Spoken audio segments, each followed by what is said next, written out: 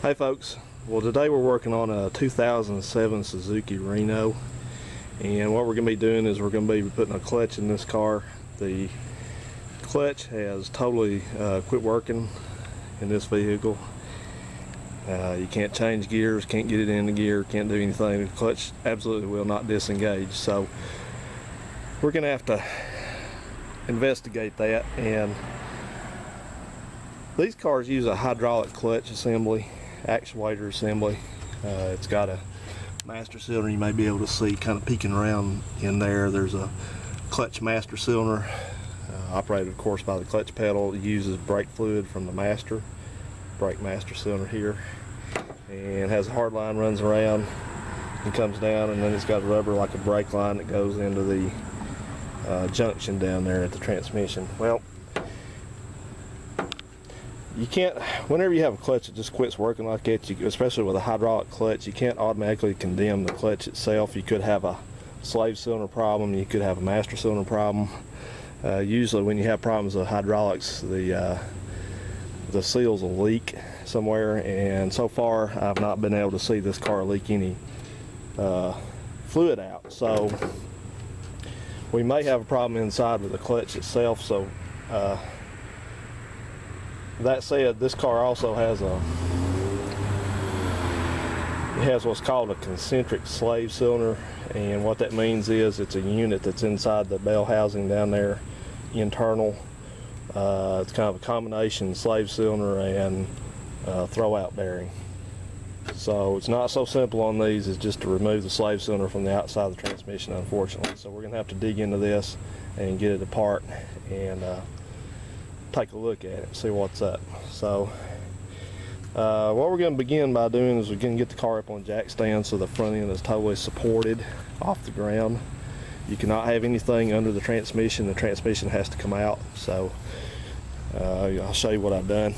I just took a jack and a piece of wood and I jacked the car up so I could get my jack stands under a good solid support point on each side. So that's what we're doing there. We've got the car off the ground. The next step you'll want to do is at some point you'll need to go ahead and loosen the lugs. These are 19s. You should have your lug wrench in the car anyway for that. So we're going to do that. All right. Okay, once you got your car up off the ground and you got your wheels loosened up, the next step is going to be go ahead and remove the battery. Just put it in a safe location, pull the battery, and here's the battery tray, and the shop manual says to go ahead and remove this battery box. Now you might not necessarily have to do that, but I'm going to go ahead and do that. I'll tell you what you got to do. You got mounting here. I've already started on this. You've got two 10mm nuts here for this power steering reservoir. You're going to have two more 10mm nuts right here that hold this fuse panel on. You may also have to remove this one back here, but I'll let you know in the next step.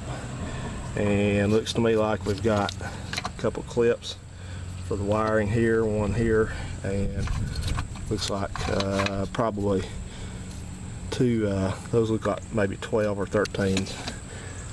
And you probably got some down below down there too, I see. Looks like I see two right there. Looks like one there and one back behind there. That'll probably get that battery box out, and that just gives you some more room for your to get your transmission down in there as you're working along. So let me go ahead and work on that, and I'll be right back with you. Okay, we got the battery box out, and just simply there's two 10mm nuts that hold this to the battery box, this fuse panel, and back here there's another 10mm nut kind of hidden. I had to remove this. It's also a 10. It just attaches here to get some space to remove that. And then there's a 10mm that held on the clutch master cylinder line. And then it was simply a matter of removing those bolts I showed you in the last clip. They're 11mm. There was one there, one there, one there, and there. So 4 total on that one. So, and then it just pulled right out. So this battery box is pretty dirty. So be a good time to go ahead and just clean that up and get it shaped up. Even if you have any kind of battery acid that's dropped on it, it's a pretty good time to take care of that. Okay, now onto the gear shift linkage. This is kind of tricky. Back down in the back here, if you look down in there, you see that right there, there's a little, like a rod, and it's got a boot on it right there, comes out of the firewall. Well, you see that bolt head that's sticking up, you have to loosen it up pretty far. That is a 12 millimeter, and there's a nut on the bottom of it that does not turn, so don't. This thing's kind of tight when you first start loosening it up, so don't get tricked into thinking that you got to go under there and hold that nut, because you don't. It's welded on, so you can ignore it. You may come out easier getting under the car and working that bolt with a wrench down there, as opposed to going up here at the top. It's just up to you. But the next thing you're gonna have to do is down in here, there's a universal joint. You can just barely kind of see it right here. Let's see if I can move some wires out of the way, but there it is right here. I'm gonna move it with my hands around it. This thing here, and where my thumb is, there's a pin that goes through that, and it has a little clip on it, which I removed the clip. I'll show it to you. Right there. Don't lose that clip. So what you're going to do is you need to carefully push that pin up and work it out. It just comes right out like that. And there that is. And then this universal joint should separate. Everything goes according to plan. There it is. Right there. Now, so there you see you got the linkage mostly out of the way, and somewhere in here there's a pin that's in the bottom that's supposed to hold this on, so we can get this out of the way. I'm gonna study this. I may not even have to remove that, but I'm gonna look at this and we'll deal with that in the next step. But you see I've got pretty much everything out of the way. It also, when I did that, it swung out from there. So, but the instructions that I have to do this job are pretty vague. They're translated from whatever language this was, Korean into English. So it's kind of cryptical. So let me look at that and study on that, and I'll get back with you either in the next step or a little bit later on. So see you then. Okay, well guys, I had to come back, and this is actually during the reassembly process, but I had to come back and make this video. I'm going to insert this into the disassembly sequence because there's something I found. I found an error with the factory service manual, the online manual I was using for this car, regarding this shift linkage. So you need to do something here to save yourself some grief later on. Now down in there, you see here at the back of the firewall, you see that rod that's coming from the left, and then there's a clamp with a bolt on it, and then that boot, that's the shift rod from inside the car. Well, that connects to this shift linkage assembly, which you have to take apart in various steps. But what you need to do beforehand, do like I thought to do myself, and you see where that little that little slot is right there, kind of on the front side of that. Well, I don't know if you can see it, but I've made a mark with a marker right there, and I did that because I just wanted to be double sure that I could get this back together in the correct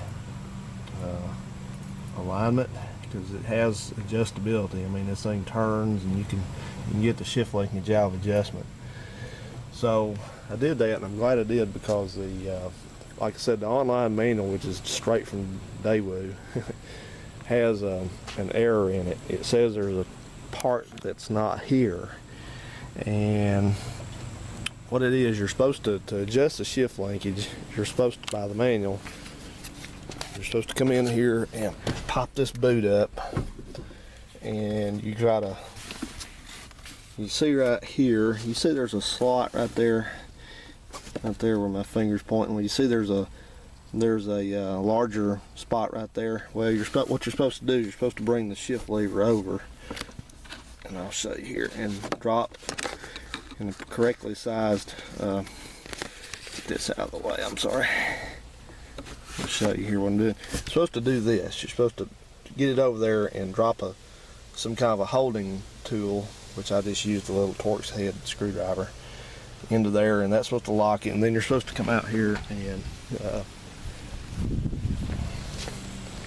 and there's supposed to be another locking pin type of a deal spring loaded on this assembly here, which the shift rod goes into on the top there. It says, well, the problem is it ain't there. There ain't one. I've looked all over and it is not there. It's supposed to be right here on the front part of it, and it does not exist, which doesn't surprise me, but that's the case. So anyway, what I did was I just made that mark, and I got it, I just lined my marks back up, and it seems to be working okay. And just tighten that clamp real good, don't break this bolt off. But the main thing is you just want to make sure you can get all your gears.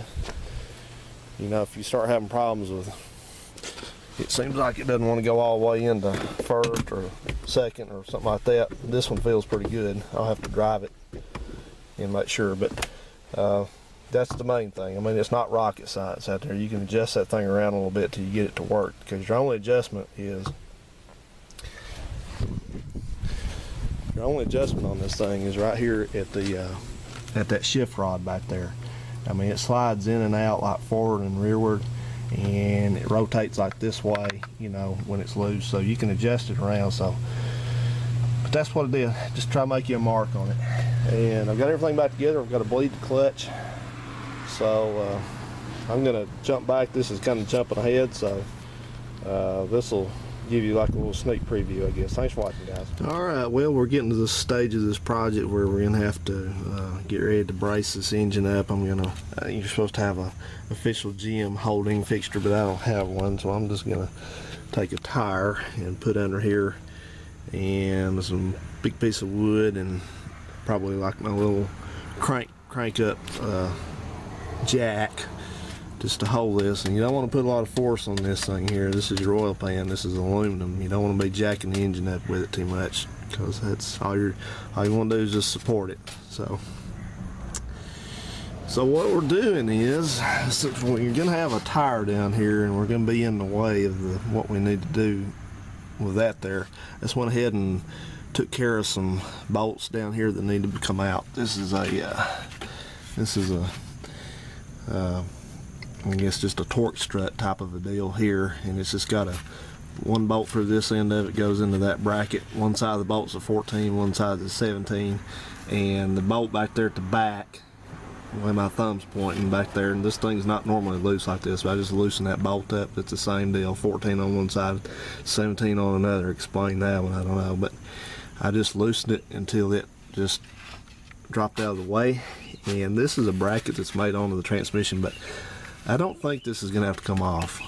I don't see any reason for it, unless it just interferes with the removal of the transmission. I don't see it doing that, but you never know.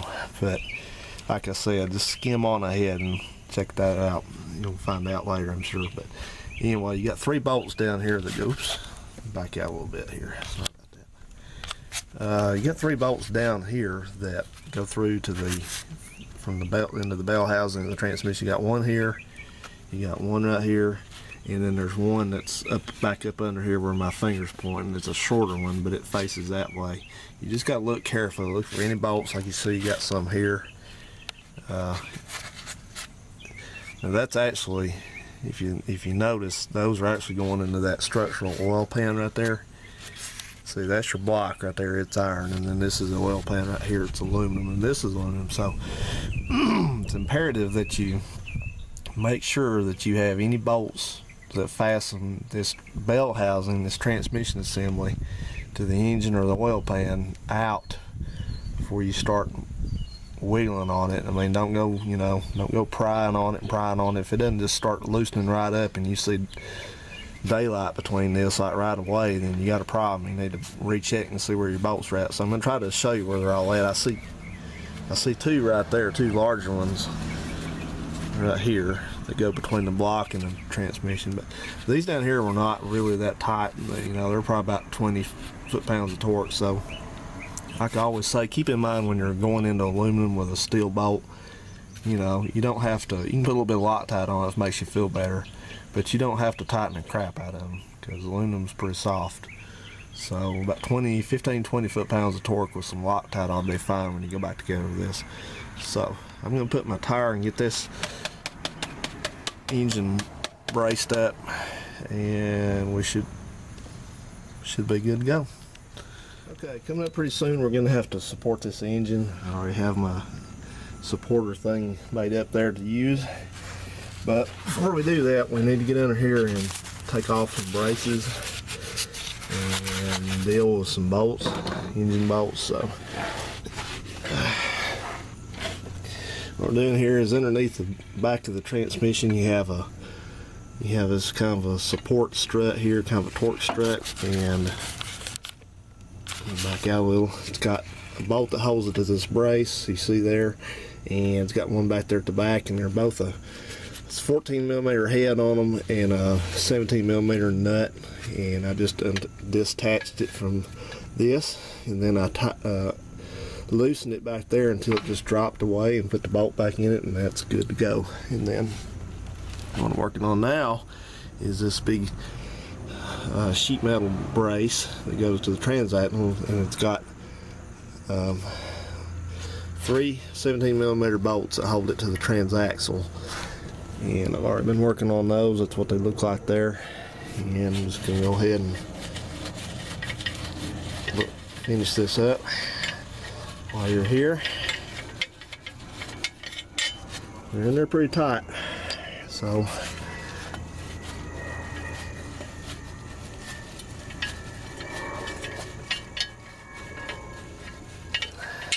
there we go. Last one. Oh yeah, that's bringing part of the shifter assembly out with it. I forgot about that. Well, we're nearly down to it. I've got the bolts all out, I believe, and I'll show you where these top bolts are. You have one. You have to peek in there with me a little bit, but you got one right there. See it there in the center. It's also got a wiring loom holder that the bolt goes through right there, so be sure you put that back in when you put it back together. You got one right there. Now that one I went in with an extension, and I also used my swivel because that housing right there, like everything these days, is plastic, and I was real concerned about my wrench or my socket and socket driver getting away from me and breaking that. I didn't want to have to replace that, so I just brought everything, extended it out here, and I could work with it out here. So I would suggest doing that. And you also have one back here at the back, and you can see there it's also got another wiring loom holder there. It's not an electrical connector, it's just a little piece of metal that holds the wiring in place. And let me show you these bolts. These are the top ones I took out. The rearmost one there is the longest. The other two are the same size, and they're the same size as these that came out of other locations.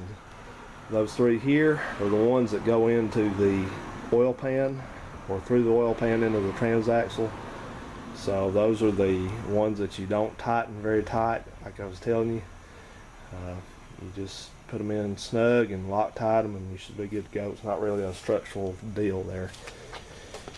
And I was noticing that the transmission is already starting to come apart right there, split from the engine, and obviously it's at an angle. You can see it's getting wider at the bottom and more narrow up here. So what I'll need to do now is, of course, go ahead and just take it out, but I'm going to lower my jack just a little bit to get that kind of evened up, because you don't want to put it in a bind when you're taking it out or putting it in.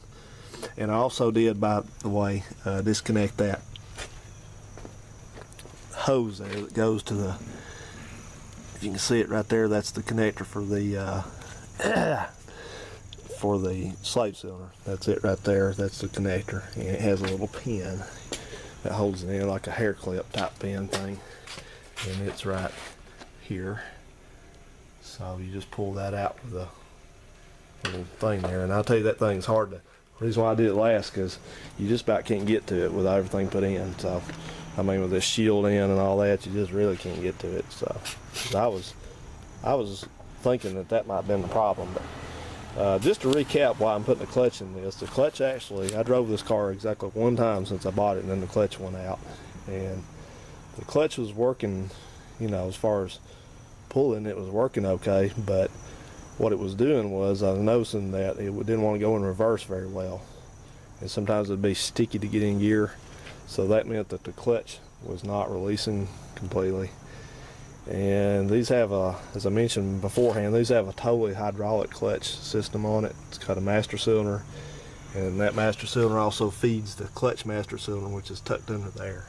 And it feeds right here, feeds the slave cylinder, which is inside the transmission bell housing, of course. So anyway, you got three possibilities. You got three possibilities for failure on this.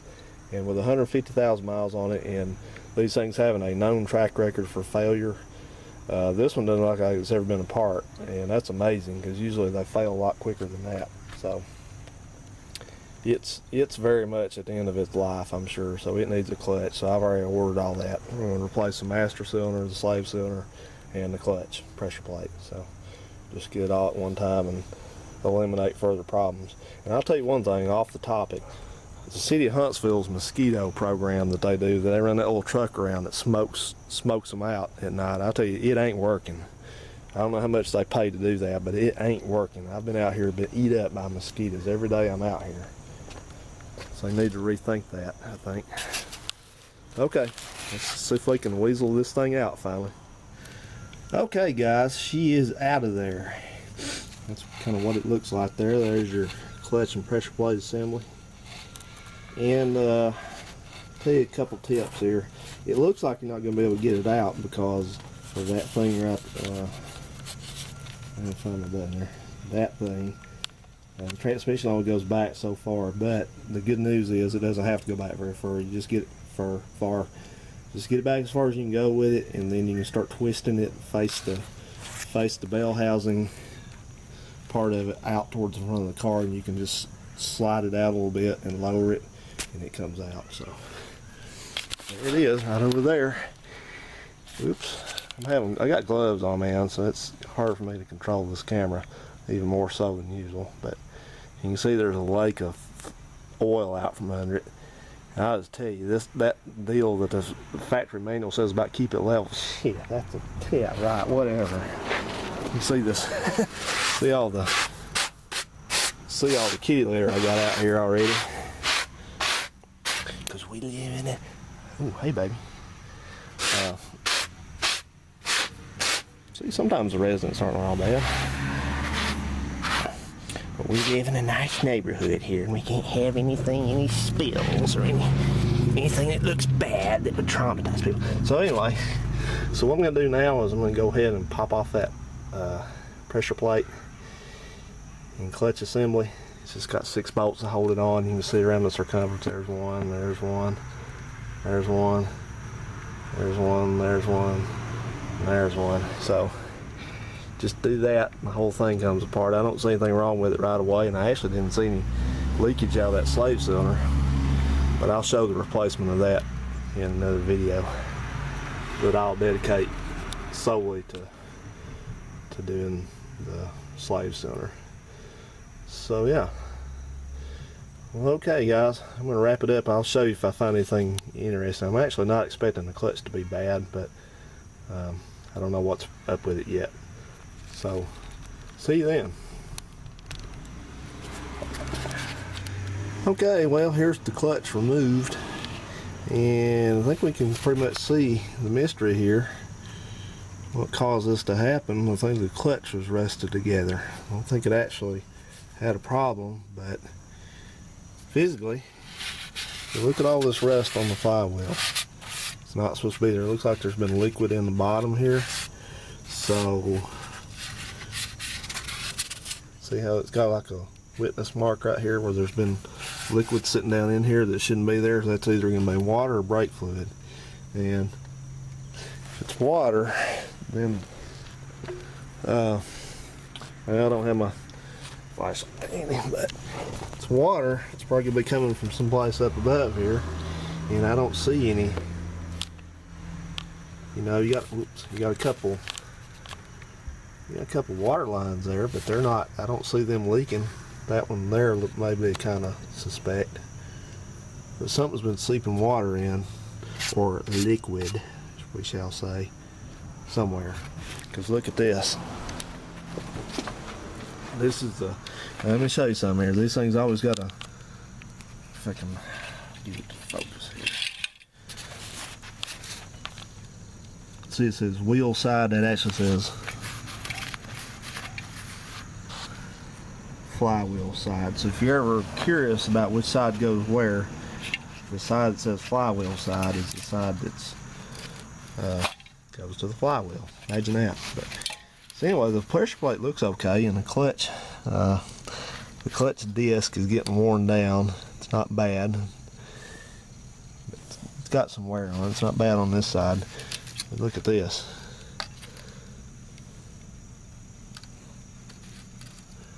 I can't begin to explain this except that it's got a Vallejo clutch in it, by the way. It's upside down some bit. See all that? Yeah. So I don't know if that's water or brake fluid. Look at the pressure plate. That's bad. See, it was frozen together. That can actually happen. Your clutch and pressure plate, you know, they got a lot of force. They got a lot of clamping force on them, you know, to keep them together anyway. And your pedal just simply pushes on the inside of this thing, so it'll spread apart and create a gap here. That's how you disengage the clutch. But you know, when you got something rusted together like this one obviously was somehow frozen together, then you can push the clutch all day long and it won't unfreeze. You know, some people have got some different cures for that, but man, I don't know what caused that to happen. Only thing it can be, we need to look inside this transmission, because maybe it was leaking the fluid in it, because you know, brake fluid absorbs water. It's what do they call that? Hydroponic, hydrophiliac, something like that. But well, get my light here.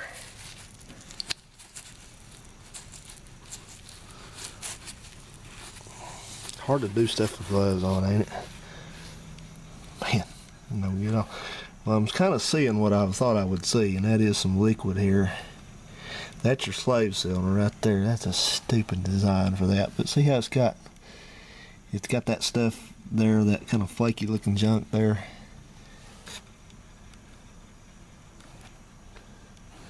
Some liquid there. And so that probably leaked just when I was undoing this, but yeah, it's got some liquid there, but I'm not.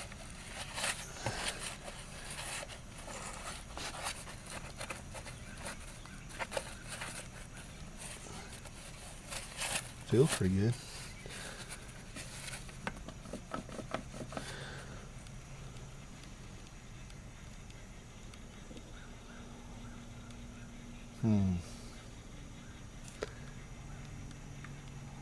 That looks a little suspicious right there. That's right underneath that thermostat connection too.